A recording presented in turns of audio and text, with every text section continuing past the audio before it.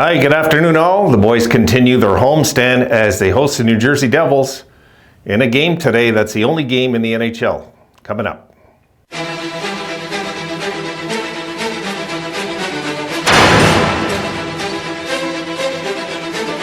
I'd like to know who schedules these things, because if I'm right, there's 15 games tomorrow. 15. I'm pretty sure it's 15, and there's one today. Like, who schedules these things and thinks, you know what, I got an idea. We'll get more ratings if we put 15 games out there and won the game the day before. Like, this isn't the first time this year this has happened.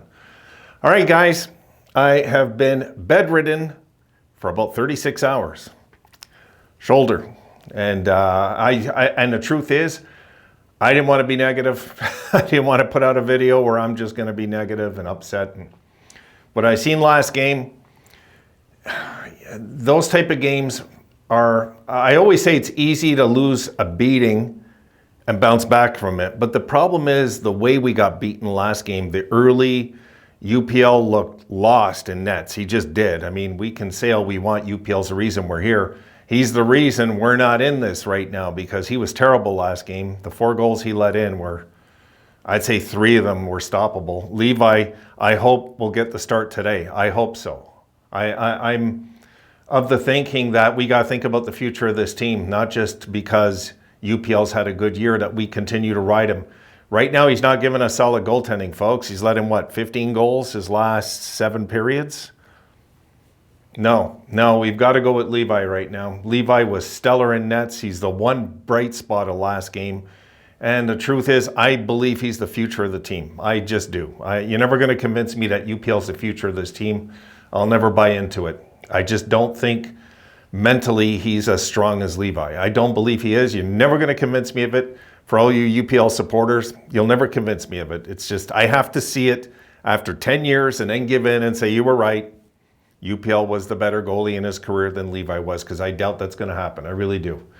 So right now, guys, we just got to try to win and not get carried away about thinking about the playoffs. Just try to win and see what this franchise is made of, because right now we're in the midst of a 500 season. It's been frustrating. I honestly believe, and I'll continue to say it, guys, if we made a coaching change, we'd be in this race. We'd be in this race right now if Don Granato was not behind the bench. I'm getting sick of him. I'm getting sick of seeing him. You guys know what that means. When you get sick of seeing him in press conferences and the same old crap that comes out of his mouth, win or lose, it's the same thing. I'm sick of the routine. Kruger was easier to hate because he was just stupid. You know, Granato's a better hockey man than Kruger. But Granato's worn out his welcome, I believe, as the Buffalo Sabres head coach. I really do. I'll go on record saying that. If I'm wrong next year and the Sabres start like 17-3, I'll say, wow, okay. But this guy doesn't know anything about getting a team ready physically for a game. They're never prepared, guys. They're never prepared. And that's on the coaching. You guys can say it's the players. You're wrong. I'm telling you, it's on the coaching. The coaching has to have you at that point of that brink that your job's on the line as a player, or you're going to be riding the bench and forget your next contract. You know what I mean? You can't mess around with what's been happening and continue to mess around. And I feel like that's what the Sabres have done to us this year. I feel like they just continue to screw around this year. Nobody's held accountable. And I really do believe that there's a lot of this team, when you look at them on paper and you look at the talent in this team, we didn't have this 10 years ago, guys. When we started this tank, go look at that roster and look at this roster. No, they're not tanking like that, but you want to compare, let's say, a non-playoff team to another non-playoff team. This team is built very well. And I'm not impressed with Adams, because I don't think he has the guts, folks, to fire Granato. I don't think he does. I think he'll just pretend everything's okay, and they're going to go with the excuse it's a youth movement, which I agree. I do agree. They're right. People say that's not an excuse no more. No, it is. You're wrong. When you're the youngest team in hockey, you have any excuse in the book. You do. What you don't have an excuse for is not going out and acquiring veteran help to help these kids along the way. That's what you have no excuse for. Overpay. Overpay with something you got to give.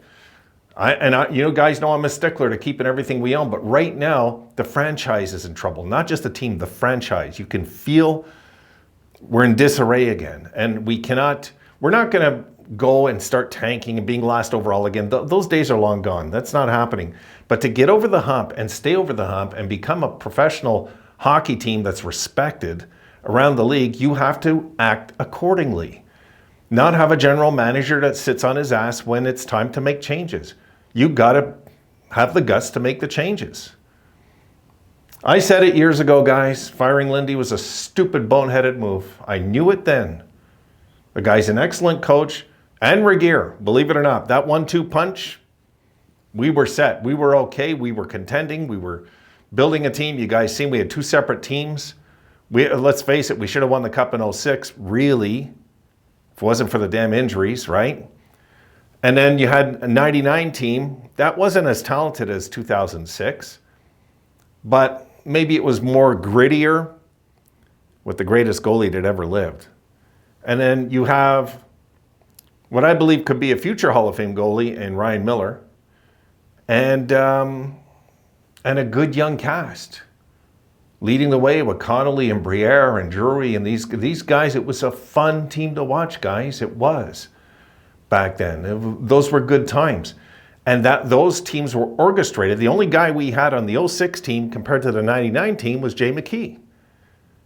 So don't tell me Regier and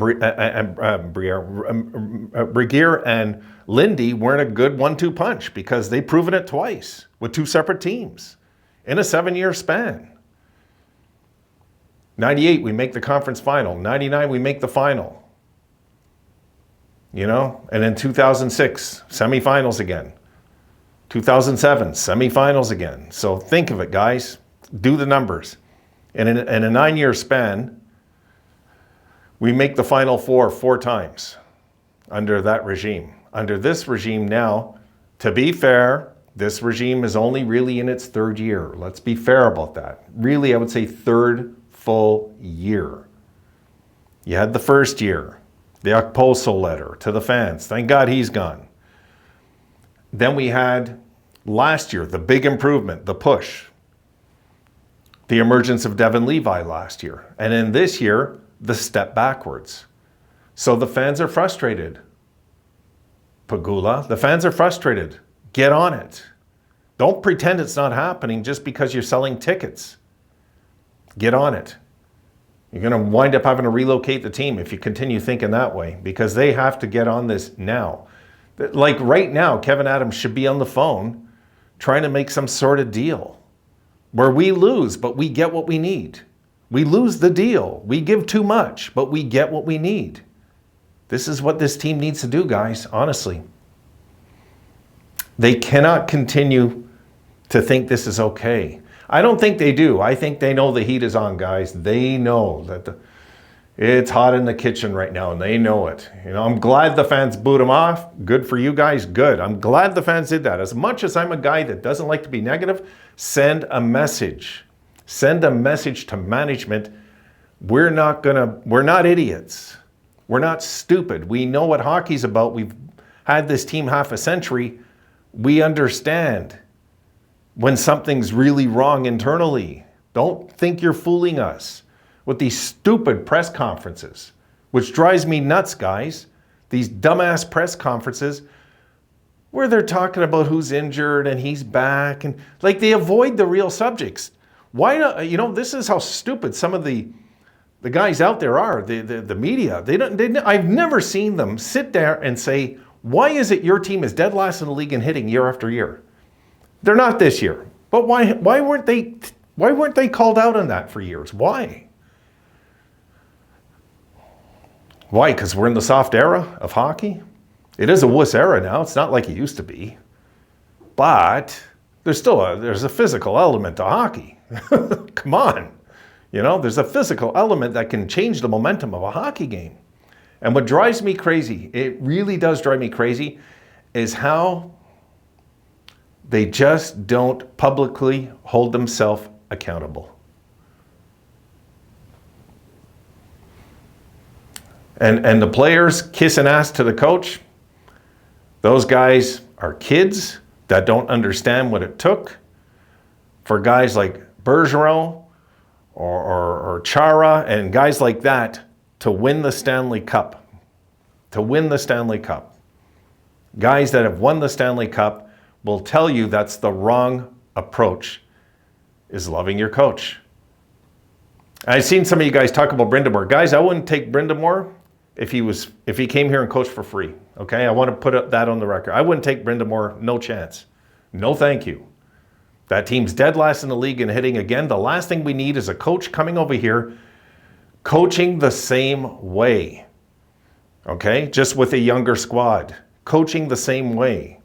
A non-contact team that goes nowhere in the playoffs is what we'll have. No thanks. No. You get a coach in here that's a hard ass that wants every element of this game played properly till its fullest potential from every player. Okay, like a John Tortorella.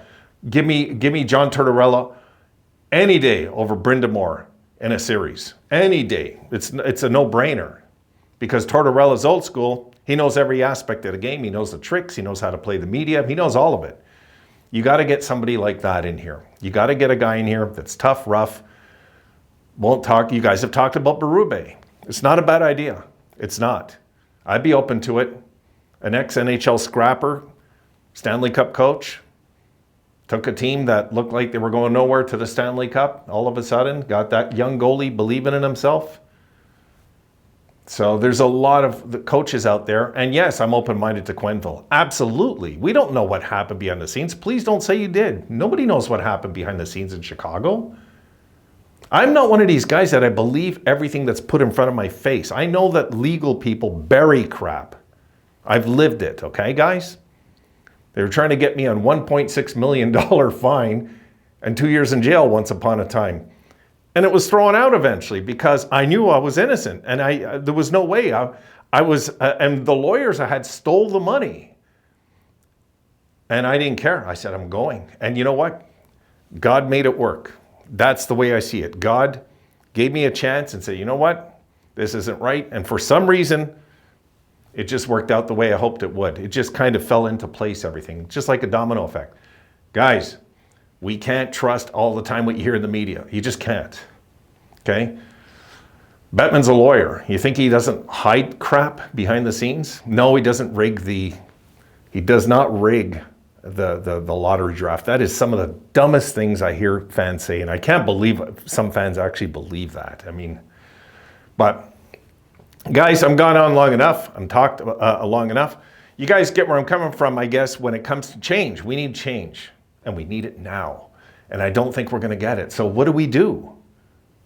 We root them on. That's our job. But what else do we do? Do we pretend it's okay? These press conferences? I don't know. Drives me nuts. I'm ranting. I'm stopping there. I'll see you guys in the post game. If you didn't get to see me, well, there you go. 2 videos in one. Okay, sorry guys, I ranted. I'll see you in the post game tonight. I hope the boys win. If they don't win, I'm not going to stress about it because the truth is, of all the teams that are out, I'm cheering for Jersey anyway.